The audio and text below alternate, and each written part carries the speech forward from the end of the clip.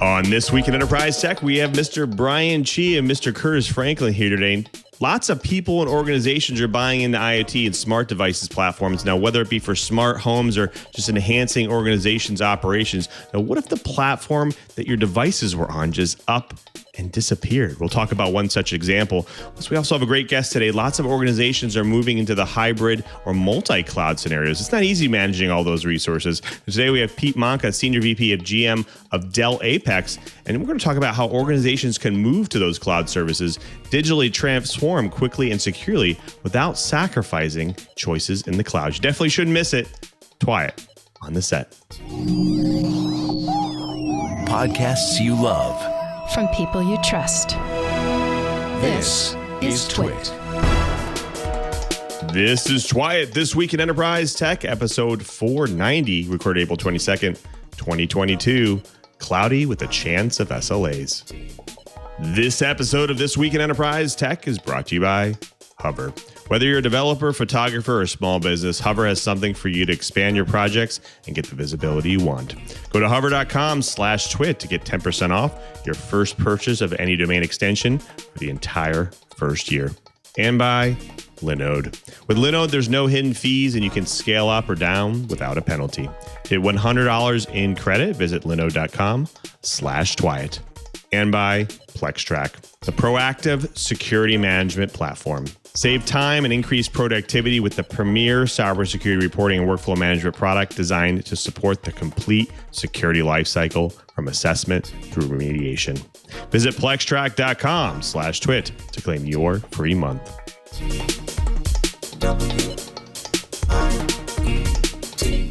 Welcome to TWiT, This Week in Enterprise Tech, the show that is dedicated to you, the enterprise professional, the IT pro, and that geek who just wants to know how this world is connected. I'm your host, Louis Maresca, your guide through this big world of the enterprise. But I can't guide you by myself. I need to bring in the professionals, the experts in their field. Plus, I love ending my week with my favorite people. Starting with an expert in enterprise and security. He is a senior analyst at Omdia, and he's Mr. Curtis Franklin. Curtis, how's the week treating you? Lou, it's been a pretty darn good week here in Orlando. We've had just enough action in the cybersecurity market to make things interesting, but no real disasters. I've been doing research on my continuing work on cybersecurity awareness training, and I'm starting to get lots of inquiries about RSA and meeting people in person in San Francisco in June. So plenty to keep me busy. Plenty to look forward to. Fantastic. Well, thanks for being here, Curtis. Well, we also have to welcome back our IT and network expert. He's also net architect at Sky Fiber, and he's the all-around tech geek, Mr. Brian Chee. Chee, it's always great to have you. How's your week treating you? Actually, pretty good. I just got some announcement information from MediaTek. They've got some really cool pieces of hardware. I've used them with my partner in crime, where we mount a 90-degree spread panel antenna with radio up on top of a large platform, say over the stage, and then be able to hit multiple receivers out in the field that are also PoE powered, so that we can go and provide high-speed net in a very portable fashion. In fact, we carry them around in a Pelican case. So there's some new ones coming out that instead of only being able to do maybe, 800 to 1,000 feet, the new ones will get me out to about 3 kilometers. Wow. So it basically allows us to do more interesting things on portable venues. And I'm actually thinking about using them for Maker Faire in Orlando coming up, I think, November. All the fun toys, Cheebert, all the fun toys. Well, thanks, Cheebert, for being here. You know what? We should probably get started because there's a lot going on in the enterprise, lots to talk about here. Now, lots of people and organizations are buying into IoT and those smart device platforms. Now, whether it be for smart homes or enhancing their organization's operations, smart devices are at the center of it all. But what if the platform your devices were on just up and disappeared? What would you do? We'll discuss one such instance. We also have a great guest today. Lots of organizations in the hybrid are moving to hybrid and multi-cloud scenarios. It's not easy to manage all those resources, let alone secure them. Today we have Pete Manca, Senior VP and GM of Dell APEX, to talk about Dell APEX cloud services and organizations can digitally transform quickly and securely without sacrificing choices in cloud. So stick around. We have lots to talk about here. But before we get to our guests and all the other topics, to go around the world and talk about this week's news blips. Illegal content on platforms is the driving force behind the landmark Digital Services Act that the EU is moving forward on. The question is, how will it impact some of the largest technology companies out there? Now, what will happen with the Googles and Amazons and the Facebooks of the world? Non-compliances of the new rules means that organizations will need to pay as much as 6% of their global annual sales as a penalty once the rules go into effect in 2024. Now, to put that into perspective, Amazon could face a bill of $26 billion in fines, and Google could face as much as $15 billion in fines. Now, the DSA is also targeting social media companies. In fact, part of the new rules are looking for a ban on using sensitive data such as race or religion for targeting ads, preventing targeting or targeted ads at minors, and forbidding the use of dark patterns, which is a tactic to push people into consenting to online tracking. Now, you may be wondering, who is impacted by the new DSA? Well, all websites will be required to follow the new rules. However, platforms and sites that have more than 45 million users will need to follow even stricter rules. That means they may need to pay a third party to ensure that they're following the rules, or even provide regulators with reports about illegal and harmful content on their sites. That means the EU could issue fines or require changes made to policies if companies can't show they're doing enough to combat harmful content. Now, to me, there's no better way to hold large organizations accountable for new rules. The question is, are these new rules compatible with a free and open internet? Think about it. Well, since the days when they were made by IBM, ThinkPad laptop computers have been considered standard-bearer systems for enterprise users. That hasn't changed under Lenovo's ownership, which makes the announcement of firmware-level vulnerabilities in more than 100 different models of ThinkPad a matter of some concern. These vulnerabilities could give attackers a way to deliver malware that might persist on a system even after a hard drive replacement or operating system reinstall. Security vendor ESET discovered the vulnerabilities and reported them to Lenovo in October of last year. This week, Lenovo released BIOS updates addressing the flaws in all impacted models.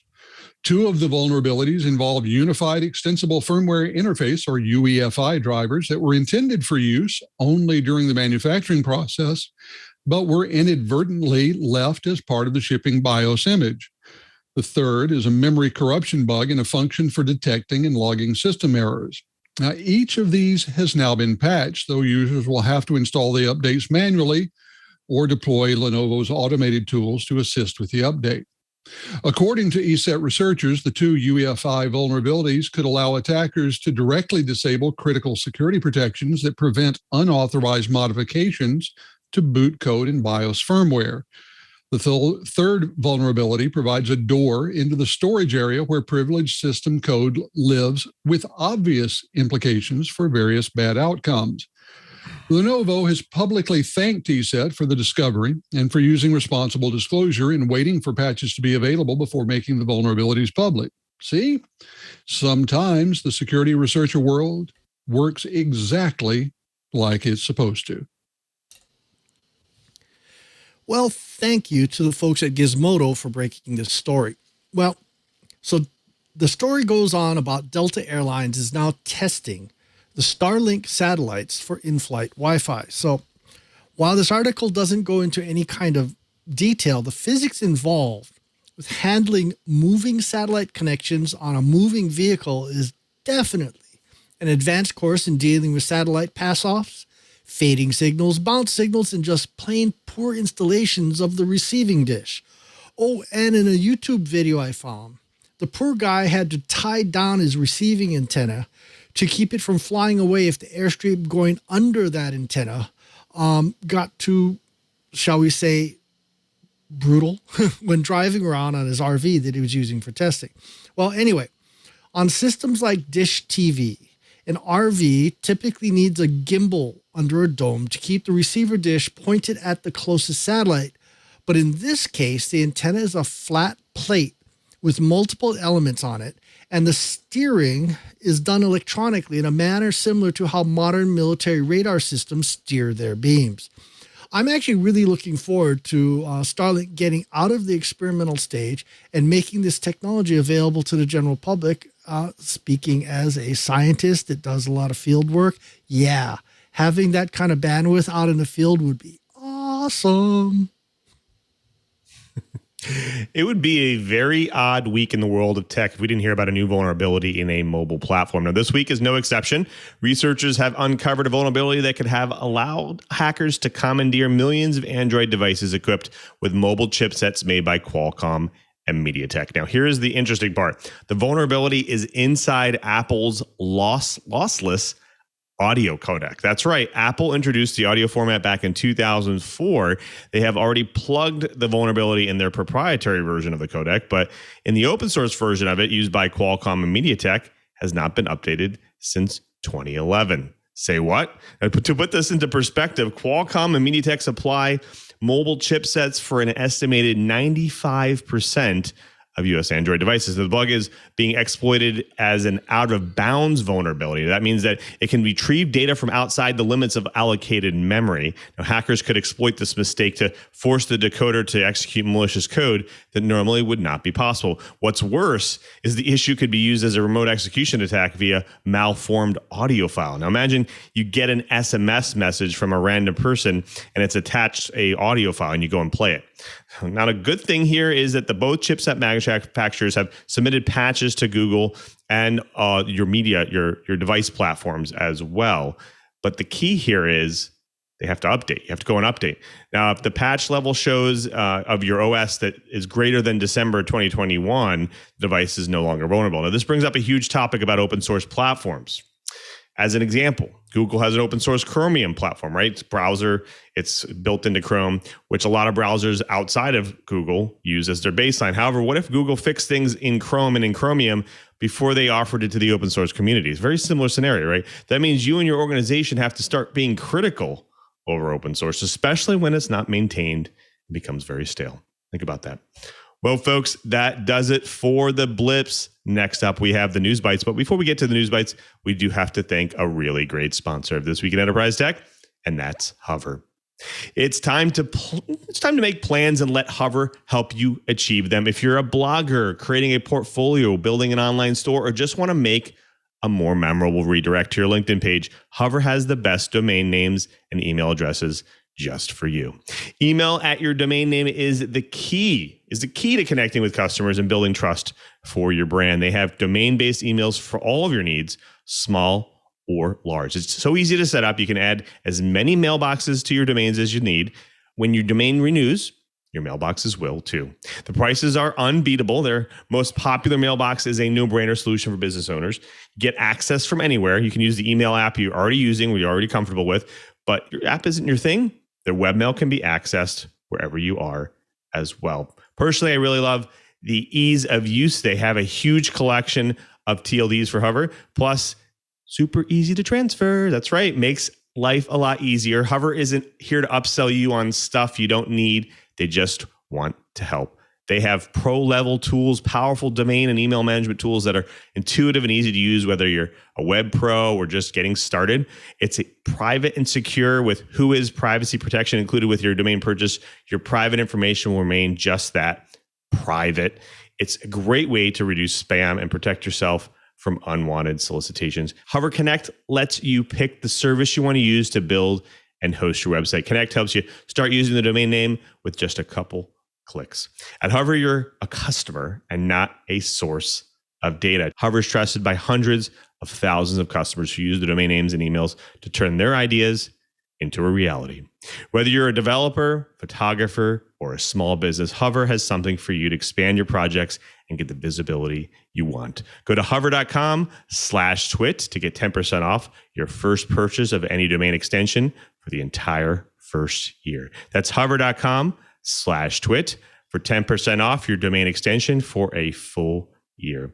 And we thank Hover for their support of This Week in Enterprise Tech. Well, folks, it's now time for the news bites. Now, lots of people and organizations they're buying into smart device ecosystems. I know I am. I know lots of organizations out there that are doing it. The platform you choose is just as important as the device and the manufacturer. Now, devices that are bound to a specific platform could be at a greater risk to the fate of a recent system, Insteon. Now, labeled as the most reliable home automation technology using both existing wires, power lines, and radio frequency communication, they were supposed to add smart home technology to lighting, appliances, and much more. Now, the controllers out there, they were just $80 plus an individual controller like a light switch, a fan control, range from $50 to $80. But in fact, 2005, they launched more than 200 products, and then there was lots more today.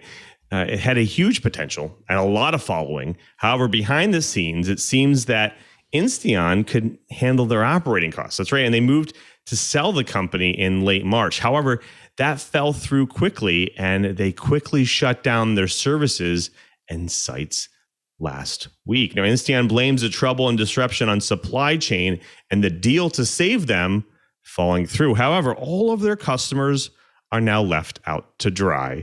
In fact, Insteon is now in what they call a liquidation phase. Now, all of this brings up a big topic. Should you buy into smart home automation, or even a proprietary platform that deals with that? Or do you stick with more compatible platforms like Home Assistant Policy or Z-Wave, which can be used on any of these other platforms? Like, for instance, you can add a Z-Wave device to, let's say, a Ring platform. Curtis, I want to throw this to you first. This is a problem no matter where you are in technology, isn't it? It really is. And, this is not the first time we've seen something like this. We've seen other cloud platforms go away, sometimes with essentially no notice, taking away the ability of devices to be used. There have been photo storage cloud sites that have gone away, taking the ability to reach these photo portfolios with them. There are a couple of famous smartwatches where the servers went away, and while hacker groups and maker groups have come up with backdoor solutions for the vast majority of users, that meant that it was simply impossible to use those watches anymore. This is a case where it seems very likely that these devices are going to be very difficult for their owners to get any use from. Do I have a great deal of faith in the maker and hacker communities to come up with a solution? Yes. Is that solution going to be as easy to use as simply getting service from the original manufacturer and vendor? No. So for the vast majority of people who have one of these installed, welcome to your new paperweight. But Curtis, you bring up a good point. A lot of people have even cloud service lock-in sometimes in hopes that they're trusting even some of the smaller cloud service companies in the market to ensure that they have stability and reliability, and they buy into these platforms in hopes of that. The question is, what helps protect you for something like this? Cheaper, you obviously have lock-in from no matter where platform you go, but is there something to protect you? Like, what's to do here? Yeah, it's a tough call. Realistically, the platforms that are going to be the least susceptible to the cloud backend going away and leaving you high and dry are actually the ones that don't require the cloud. While I don't need to really name names, there are pseudo-professional IoT devices for lighting, fans, gates, pumps, all kinds of stuff that have a combination. One vendor that I started playing with can be either cloud and as a result also a smartphone app controlled, but it also ties into the Amazon Echo environment or the Google Home environment. Additionally, they have a full JSON interface so that anyone that wants to write to the API can. So what's cool, that also means even if your net is down, say your home is up, but the internet feed to you is down, you can still control it. So there are, in some cases, local servers like MQTT that allows you to, run without even an internet connection. Now, what it does kind of bring up is we're going to start taking a good hard look at something. Insteon, in this case, was considered more of a consumer item. There are quite a few other devices that are considered more enterprise, and then there's quite a few that are almost in between. One of the things that I'm kind of starting to think about is, is it time to start really thinking about service level agreements for IoT devices, especially if you have a really large investment, say office building. For instance, let's use InfoWorld magazine as an example, because I have direct experience. If you wanted to stay past, I think it was 6 p.m., you actually had to dial a extension on your desk telephone and type in your employee number and also a zone number. So you basically, your account code would be charged for the additional air conditioning and lighting power that was used for the after hours work. So on systems like that, if they require a cloud connection, my personal knee jerk is, maybe it's time to start asking for a service level agreement, because the investment that I would put into a good size corporation could be in the hundreds of thousands of dollars, especially if you start tying in air conditioning, lighting, fire, you name it. Elevators are another one. Right. So maybe, just maybe, this is a harbinger of things to come. The little guys, Smart Labs is not exactly the biggest corporation in the world. And they've been around a long time. They actually helped build the consumer IoT industry.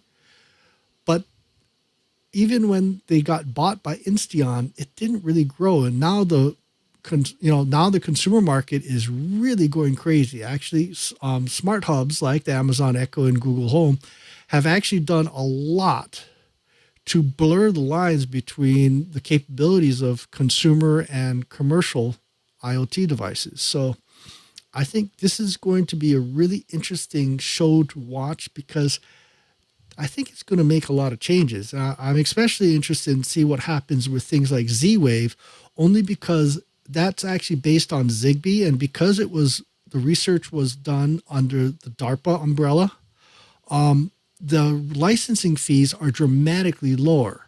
I believe LoRa is also a similar case. So the wireless transport that is tying together all this IoT stuff, I think is going to make a difference. And because Insteon and their devices were based on protocols that required some fairly hefty licenses, maybe it's going to push the IoT world in the same direction the internet, the local area network world went, because Ethernet was developed by DARPA, and thusly you don't have giant licensing fees. Whereas Token Ring had big licensing fees to IBM and TI, and we all see how much Token Ring's in use today. So it's going to be an interesting market to watch. I actually have a good friend who owns a bunch of properties, some Airbnbs, some rentals, small business. And he actually had a bunch of Insteon, because obviously he wants to be able to manage his properties, making sure, like you were saying, people are not, upping the heater in the pool, or turning on, leaving the water on, or leaving the air conditioning running at full blast for a long period of time, because again, they don't necessarily pay for those things when they do Airbnbs. And so he managed all of that. And then things just stopped working. And so again, probably I would say maybe not hundreds of $1,000s in, but maybe tens of $1,000s of like devices and smart plugs and switches and so on that were that he went in on, to manage the property. So this is a big deal for small businesses. This is not an easy thing to swallow when it comes to if you've kind of like bought into the ecosystem.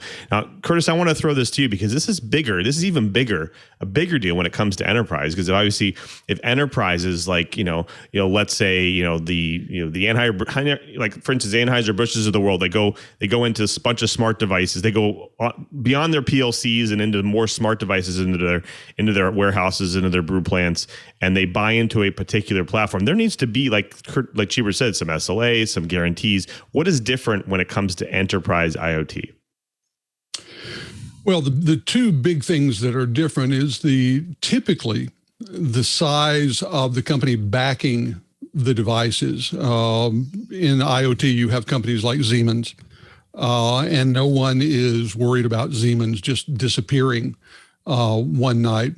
The other thing, and this has been thought about, when it comes to cloud services, you have to agree on your, or you have to lean on your SLAs. You have to lean on the contractual agreement. And often there are things in there about who owns the data, who gets to have access to the data in case the cloud provider goes away.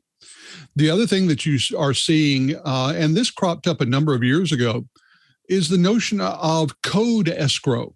So if you are dependent upon a particular application or a particular piece of firmware, whatever it might be, and you're worried about that vendor going away, you can demand that the code be delivered to a third party for safekeeping, just like you would do with money in an escrow account when you're buying a house or doing something like that. The idea is that if the provider goes away, then you, the consumer, the enterprise consumer, can get access to the code and keep your business running. If everything moves along as need be, then the code is never touched. It is a significant issue. We've talked here on TWiT about things like no code, low code. Often those are interpreted systems that at runtime go through a cloud provider in order to do that translation from the flow code, the flow chart, the diagram, into actual code. If that cloud goes away, the ability to create code goes away. So this is a non-trivial issue and one that a lot of lawyers have spent a bunch of billable hours on. And there's not a single universal answer. This is the kind of thing that is seriously negotiated every time a big enterprise contract is signed. Right. It's too bad that, consumers or even small businesses are not as protected as much as the enterprises. I think the IT, like even the chat room is saying, hey, I haven't bought into IoT yet. It's just too vulnerable. It's too expensive, and things like this can happen. And I agree. Like, I think that, I only bought in a small amount, and I bought into some of the bigger names that are out there and into the Z-Wave devices. But in the same sense, there's a similar risk. And I think, I started putting money into it and I said, I'm going to stop. I'm going to only use it for critical things, because I just knew that things are going to be changing. Contracts are going to be up and down. Prices are going to be up and down. So we'll have to see. We'll have to see how this thing evolves over time. Well, folks, that does it for the bites. Next up, we have our guests. My favorite part of the show. We get to bring in a guest to drop some knowledge on the TWiT Riot. But before we do have to thank another great sponsor of This Week in Enterprise Tech, and that's Linode. Cloud services and hosting are always on organizations' minds. That means you're probably already looking to, or maybe even using Linode. Linode offers the industry's best price to performance value for all compute instances, including shared, dedicated, high memory, and GPUs. Get free DDoS, cloud firewall, unfiltered API access, and more. Linode offers predictable, flat fee pricing, which is universal across all 11 of its data centers. If you haven't chosen Linode yet, you might be asking, why choose Linode? Well, you'll get support experience above the rest. People choose Linode because they demand a better customer support experience. Linode's independence and mission drive them to a different standard with the customer. It's the driving force behind everything they do. They have pay-as-you-go, predictable, and transparent pricing. In fact, Linode pioneered the predictable flat pricing model for cloud computing. No more anxiety over hidden costs.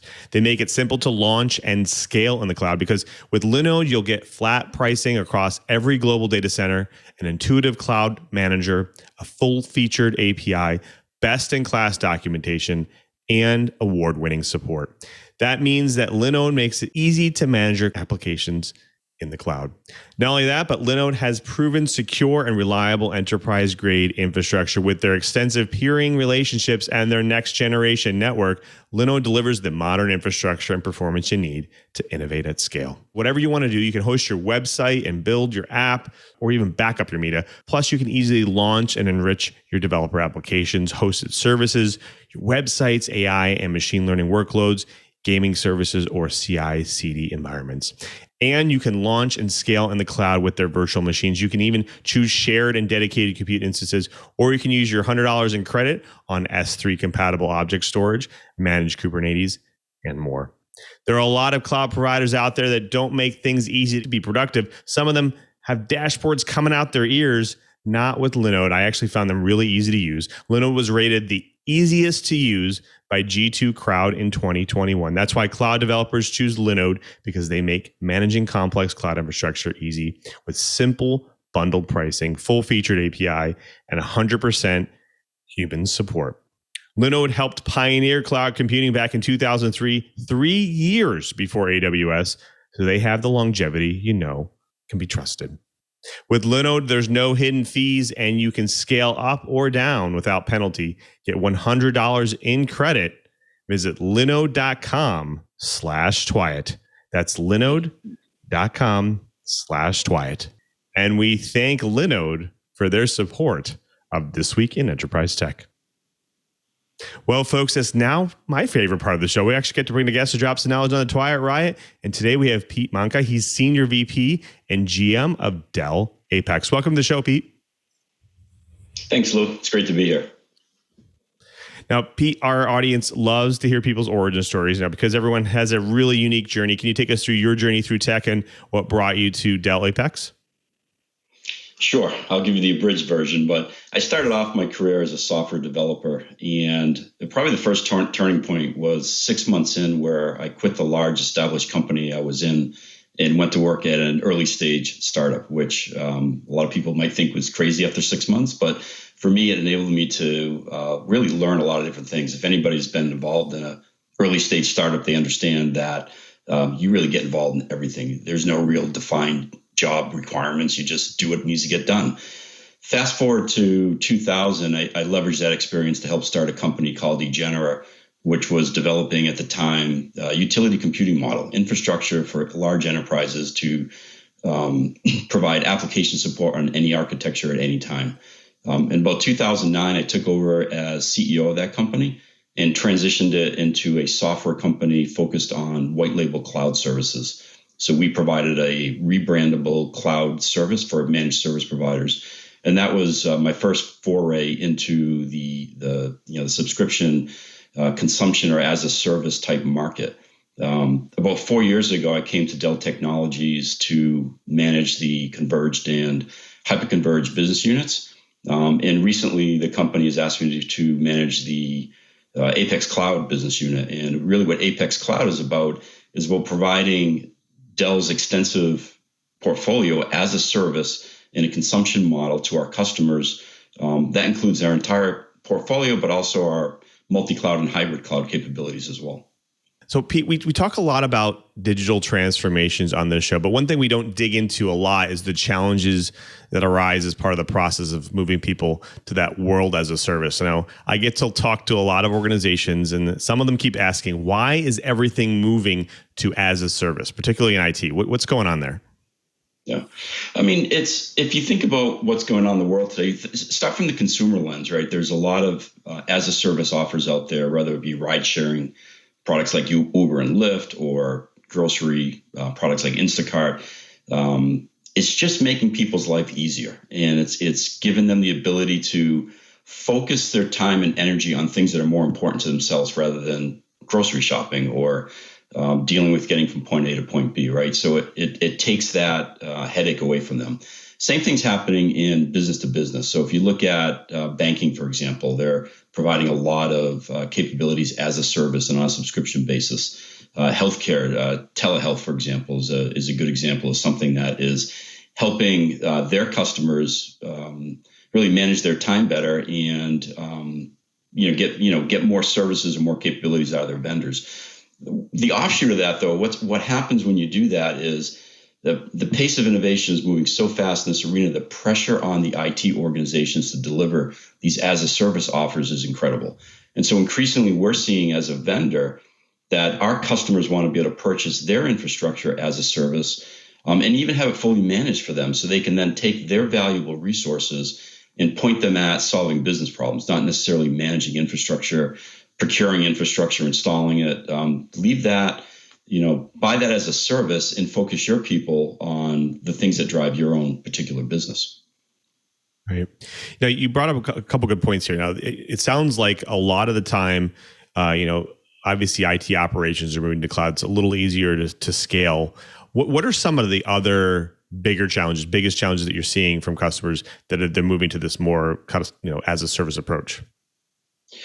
Yeah, I mean, it really changes the focus. For years and years, the focus of these large organizations or even small organizations was around finding people that can buy, install, and manage infrastructure. Again, these companies want to focus more on what drives business value. So if you can take that out of the picture, whether it's a public cloud or an on-premises cloud, if you can take that component out and enable these enterprises to focus on their business value, that's the whole goal of cloud, right? And so some of the challenges, to answer your question, is transforming these IT environments to work in an as-a-service model, right? Getting their skill sets to be cloud-like. Not just infrastructure and managing on-premises or physical data centers. We move these people to dealing with as a service, move them to providing business value through solutions as a service and getting more outcome-based services. It's a mind shift for these organizations, and that is definitely one of the bigger challenges. And there's a whole number of others behind that around security and data gravity and data locality that come into play here that these organizations have to deal with as well. Right. We talked a lot about digital transformation, cloud lock-in. Obviously people are moving to the cloud, to multi-cloud. They want to have this distributed technology footprint, but that's not easy to manage. It's something that, a lot of IT organizations almost, they kind of cringe at that factor. What is as a service? Why does it matter for those kind of multi-cloud scenarios?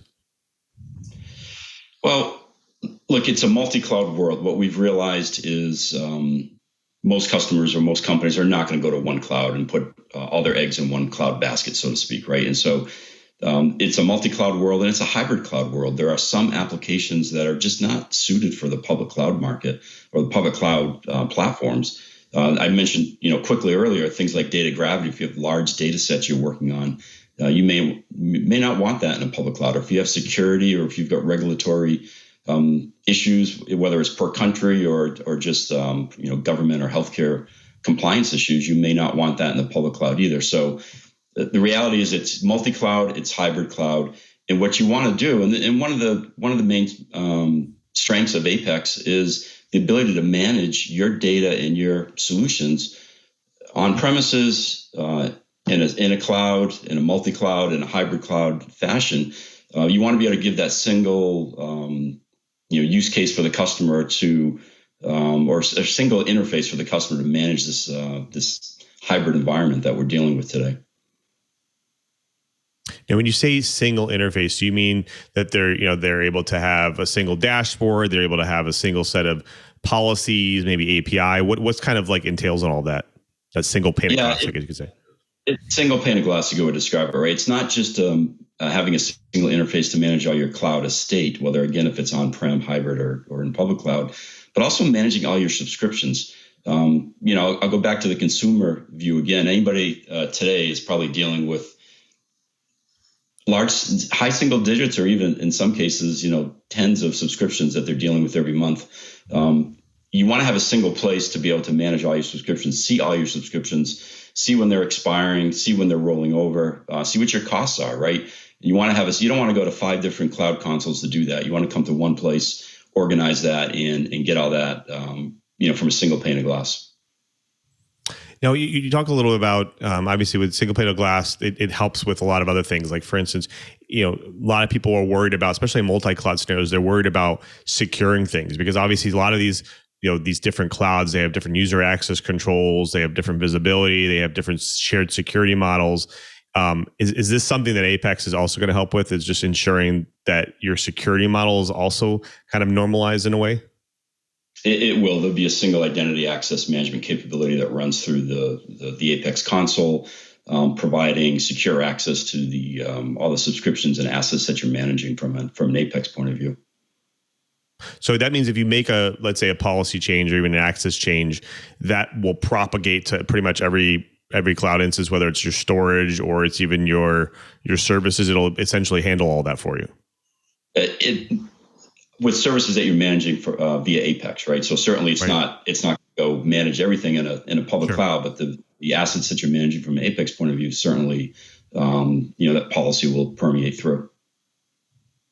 So one thing that came to mind as I was looking into a lot more of this is the fact that a lot of things are kind of being almost funneled through Dell APEX. And that means that there's going to need to be like almost low latency capabilities there, so that because you're funneling a lot of this through you. How is Dell APEX solving those challenges? Just making sure that things are performant and things can stay up to speed. It's really about choice of locality. So if you need a low latency interface, you can't afford to have latency even to the cloud, put Apex on premise, put it in a colo environment where you have fast interconnect to all the public clouds, right? So Apex allows you to put your IT estate wherever it best suits you, whether it's on premises, in a colo, or managed in cloud resources. So what about resources? We talk a lot about on the edge, network co-locating devices on the edge. Obviously there's a lot of remote workers. How does that also handled through this? Is it that these devices would then connect up through Dell APEX, or would there be some kind of a gateway? How does that kind of handled for kind of today's remote workforce and edge devices? Yeah, edge is a special use case, right? There's a couple things about edge that make it interesting. One is the massive amounts of data that's generated on the edge. If you think about the data generated in your car or the data generated in a manufacturing plant, the amount of data is tremendous. And then also, as you mentioned, the physical locality of it and latency behind it. You need a network that can keep up either from a latency point of view, a bandwidth point of view, or you want to be able to do your calculations local and then upload your data later to a cloud that can do maybe additional artificial intelligence, machine learning on that data. So what Apex, again, allows you to do is put your infrastructure where it best suits your needs, allows you to connect them together and then manage them from a single pane of glass. To specifically answer your question, the underlying network technology, we're not providing anything new or different than that. We're just leveraging existing technologies that are out there today from a networking point of view. Well, we have lots more to talk about here. So when we come back, I do want to bring my co-hosts back in. But before we do have to thank another great sponsor of This Week in Enterprise Tech, and that's Plextrack, the premier cybersecurity reporting and workflow management platform that empowers teams to win the right security battles. Now, what if you could streamline the communication across the entire security department so that every team member could do their job more efficiently? Now I got you thinking, right? From simplified data aggregation and reporting to integrated ticketing for remediation to analytics and visualizations for board reporting, Plextrack touches every aspect of the security management workflow. Gain a real-time view of your security posture by bringing all of your data sources together into one powerful platform where you can triage scanner results, generate powerful analytics and visualizations, and assign remediation tasks, test your posture, and track progress over time. As a satisfied Plextrack client put it, we see Plextrack as a part of our strategy to move quicker and be proactive. Now we have a real-time view of what we need to focus on, and I have an easy way of showing senior leadership. Plextrack serves every aspect of the enterprise security team program with features designed to improve workflow, collaboration, and communication for each role, including red team data aggregation, import data from all of your automated vulnerability scanners and tools, triage and report results in half the time. They also help improve blue team remediation. You can assign remediation tasks right on the platform or through simple integrations with the ticketing tools your team already uses and track progress over time. Stakeholder communications also great. You use powerful yet simple analytics to attest to security posture and prioritize issues, tailor attestation and communication to the needs of both team members and the C-suite. Continuous purple teaming assessment. Begin purple teaming or power up your current strategies with Runbooks, the best in industry tool for test plan execution. Security teams of all sizes and maturities can maximize the efficiency and effectiveness of their workflows with Plextrack. Customers report that they see Plextrack as part of our strategy to move quicker and be proactive, and the platform has a 5 times return on investment in year one, and that it gives their cybersecurity operations a 30% increase in efficiency. Plextrack improves the entire security engagement lifecycle by making it easy to generate security reports, deliver them securely, and track the issues to completion straight from the platform. Book a demo today. Try Plextrack free for 1 month and see how it can change your life as a security professional. Simply go to plextrack.com/twit and claim your free month. That's plextrack.com/TWIT. And we thank Plextrack for their support of This Week in Enterprise Tech. Well, folks, we've been talking with Pino Manca. He's Senior VP and GM of Dell APEX. We're talking about multi-cloud, hybrid cloud, what some of the challenges that go along with that. But I do want to bring my co-hosts back in. Chris, I want to throw this to you first. Thanks, Lou. And Pete, you've been giving some great answers, but I want to look a little more closely at a couple of things. You've been talking about the importance of having a single pane of glass, basically making it easier to manage what is an incredibly complex environment. And as we know, complexity is the enemy of good security and for that matter, good resilience. So my question is, while you're providing better management, is there any solution for the underlying complexity, or are we just destined to live in a world where the environment gets more and more complex as we go along? Yeah, it's just a great question. Look, there's complexity underneath all of these environments, as you pointed out. How we're offering our customers choice around simplifying that is we offer both managed and unmanaged versions of APEX. So if the customer has the capability and the skill set to manage their own on-premises cloud or hybrid multi-cloud estate, they can do that. But we also offer it fully managed. And so we take our large team of experts in this area and we manage it for the customer and take the complexity out of it for the customer. All right. So let me ask this. If you are managing this for the customer, does that mean that you are also doing things like managing the business relationship with all of these cloud providers so that they essentially have fewer direct business relationships? Or I hate to say it, but are you just one more business relationship on the giant pile of business relationships they have to have? Right. Now, we'll be managing that as well. It's really what you're talking about is the subscription capability, right? And managing all the subscriptions. And so APEX Console will manage that for the customers. Again, whether it's on premises or in a multi-cloud or hybrid cloud environment, you get to see all your subscriptions and manage them from one pane of glass. And if you choose the managed service offer, we'll manage that for you as well. Very good. Now, one of the things I've got to ask, I have to believe that at this stage in the industry's evolution, everyone you're talking to already has some cloud relationships. The thing that we talk about in the industry, the greenfield business relationship, is something that we just don't see anymore.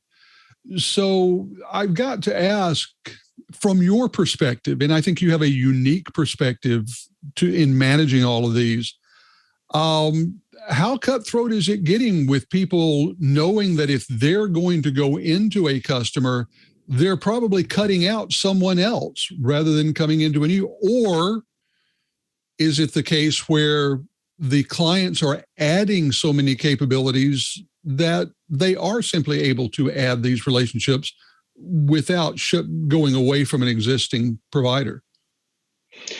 I think they can do that. I think it's the latter. I think they can do that. As you mentioned, everybody's a grand statement, but most of our customers and partners have partnerships with cloud providers today, and partnerships with multiple vendors today as well, right? So it's a very natural act for them to manage multiple partnerships together.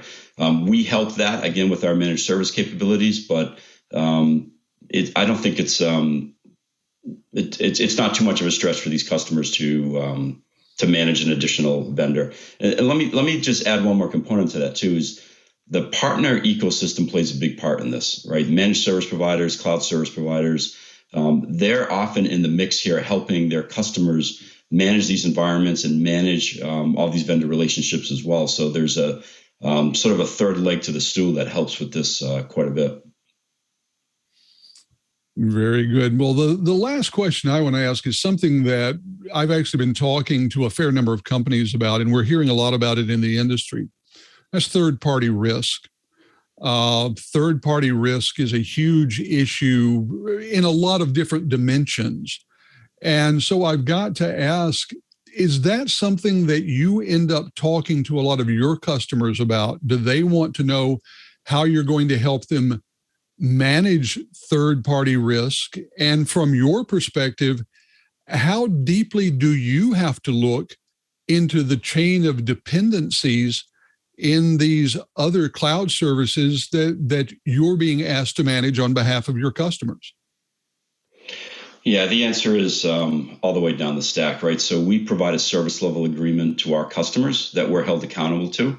And subsequently, we have to hold our subcontractors, if you will, accountable for their service level agreements. So you have to look all the way up and down the stack to make sure that you can manage and deliver on the service level that you sell your customers. Very good. Well, I appreciate that. Now I know that my fellow co-host Brian Chee has a number of questions that he is dying to ask you. Brian, over to you. Well, I want to ask, the world is changing, but when we first got started in the cloud world, we were hesitant to call it the perishable cloud. But a lot of people, when clouds really were getting started, would test the waters with perishable projects and use that as a kind of a stepping stone into going cloudier. So my favorite example of a perishable cloud project was actually the New York Times, when they had thousands and thousands and thousands of pages of scanned but not OCR'd back issues that they wanted to index and make available to the general public. Instead of spending a ton of money building a data center that would then have to be sold or reused or something after, say, 6 months, they started as one of the very first AWS customers and just bought a ton of compute cycles to do their project. So here's the question. As a provider, and an integrator, are you guys seeing more and more of the perishable cloud being used for people to get into the cloud world?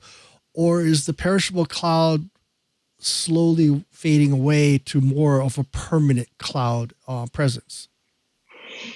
Yeah, I would say it's rapidly fading away, right? When I first got into cloud, you saw a lot of test dev type environments, and perishable is a great word, but things that if it were to go bump in the night, if the cloud were to go down, your business wouldn't suffer.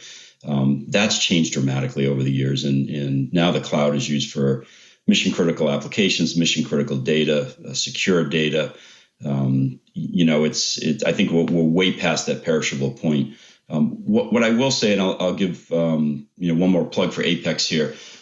What we are finding though with our customers is they want the choice of moving things to the public cloud or keeping them on premise or having this hybrid environment to have a little bit of both. As we talked at the very beginning of the show, the world is hybrid, the world is multi-cloud.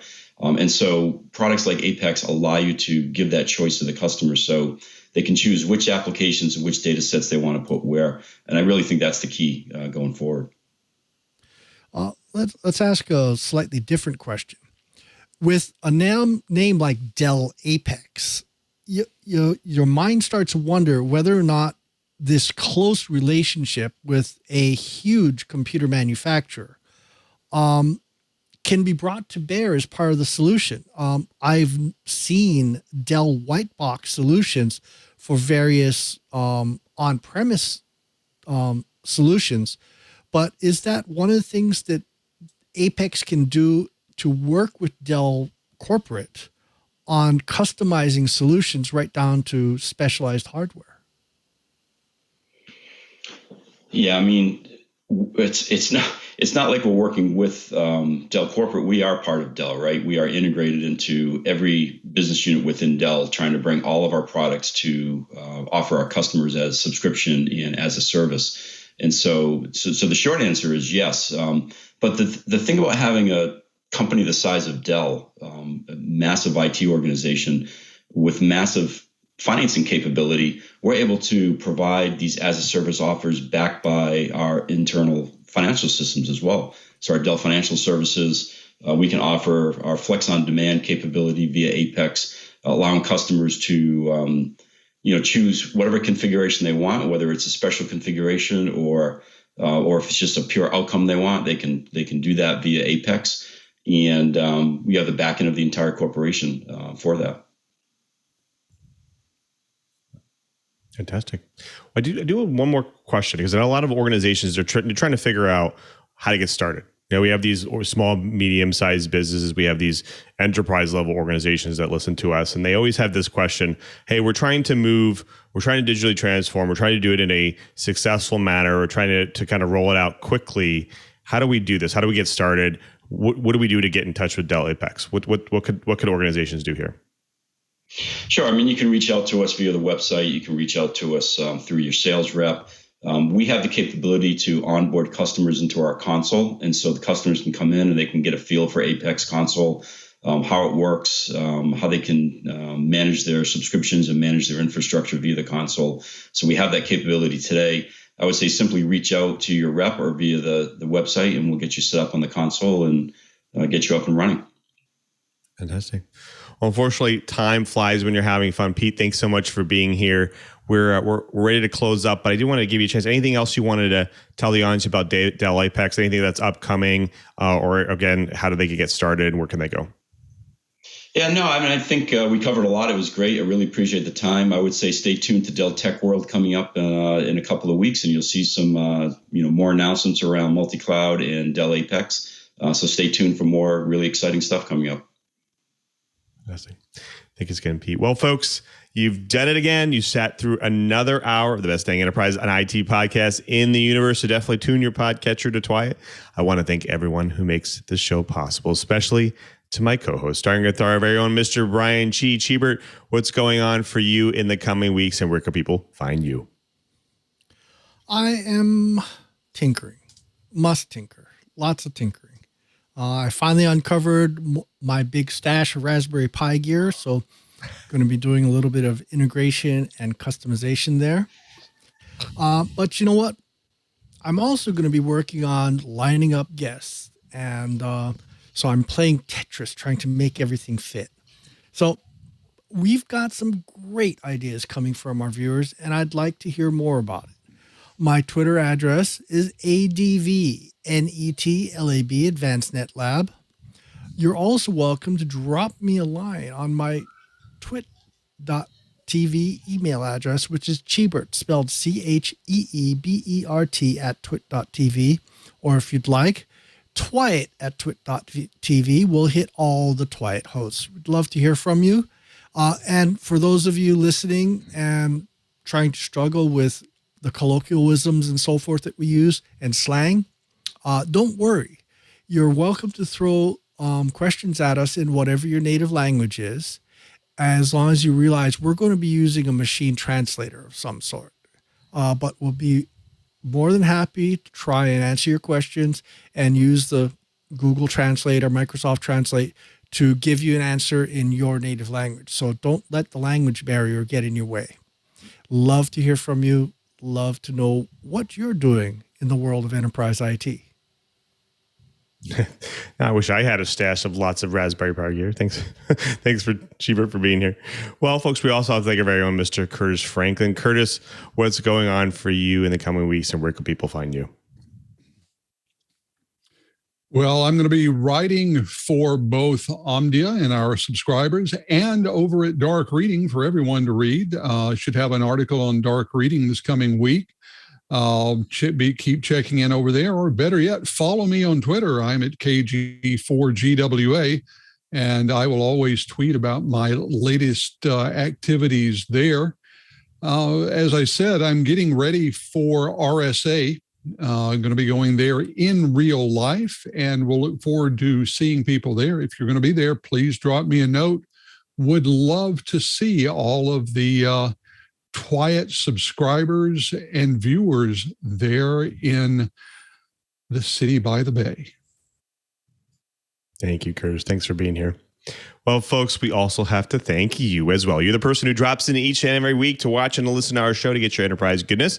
We want to make it easy for you to watch and listen and catch up on your enterprise and IT news. Go to our show page right now, twit.tv/TWiT. There you'll find all of our amazing back episodes, the show notes, the co-host information, the guest information, and the links of the stories that we do during the show. But more importantly, next to those videos, you'll get those helpful subscribe and download links. Support the show by getting your audio version or your video version of your choice. Listen on any one of your applications or any one of your podcast applications or any one of your devices, because we're on all of them.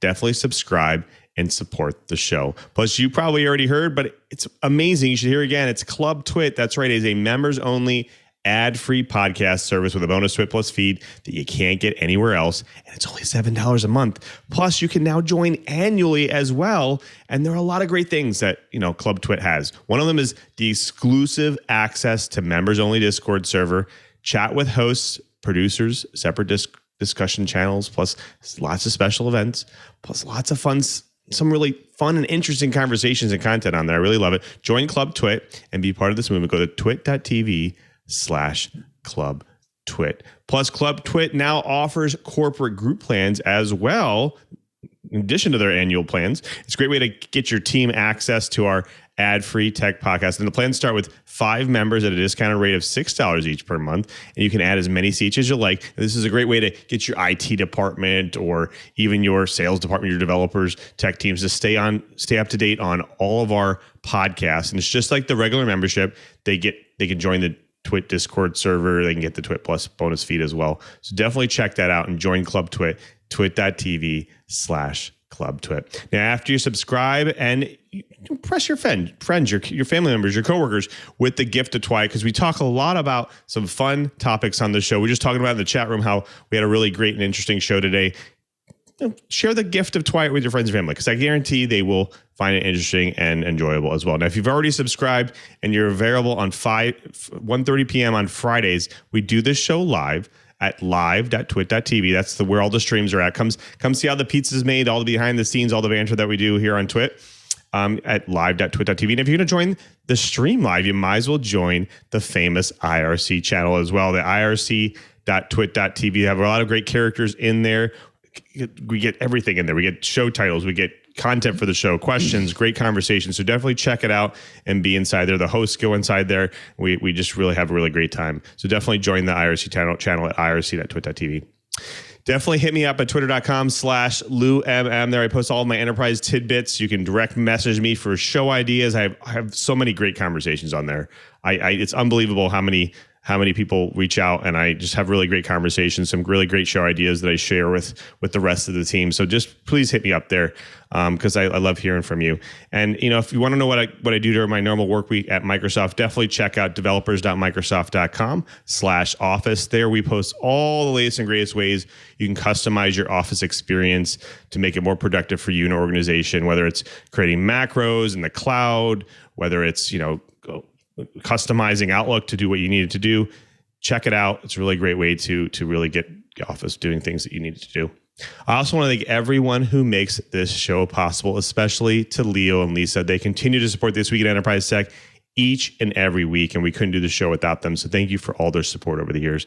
I also want to thank all of the staff and engineers at TWiT. We couldn't do the show without them. And of course, I want to thank Mr. Brian Chee one more time. He's not only our co-host, but he's also our tireless producer. He does all the bookings and the plannings for the show, and we really couldn't do the show without him. So Cheever, thank you again for all your support. Now, before we sign out, I want to thank our editor, Anthony, for today. He's the guy that fixes us up after the fact. So Anthony, thank you for making us look good. And of course, thank you for making us look good live is our very own TD. He's the talented Mr. Ant Pruitt. Ant, thanks so much. Like you do this fabulous show each and every week, hands-on photography. I look forward to it every week. I listen to it every week, especially on my walks and my runs. What's coming up this week? So what should I look forward to? Well, sir, thank you very much for checking out the show. This time I had a guest, Mr. Harry Williams, a pretty amazing photographer here in the Bay Area. And he has a very interesting take on street photography. And they were like up close and personal, pretty intimate street photos. And it's just a really good story, including some stuff that includes his family. It was quite the show. I was heart-moving stuff, heartwarming. Fantastic. Definitely check it out. Like I said, I learned something each and every week. Thanks, Sam. Well, until next time, I'm Louis Maresca, just reminding you, if you want to know what's going on in the enterprise, just keep quiet. Don't miss All About Android every week. We talk about the latest news, hardware, apps, and now all the developer-y goodness happening in the Android ecosystem. I'm Jason Howell, also joined by Ron Richards, Florence Ion, and our newest co-host on the panel, Wen Tu Dao, who brings her developer chops.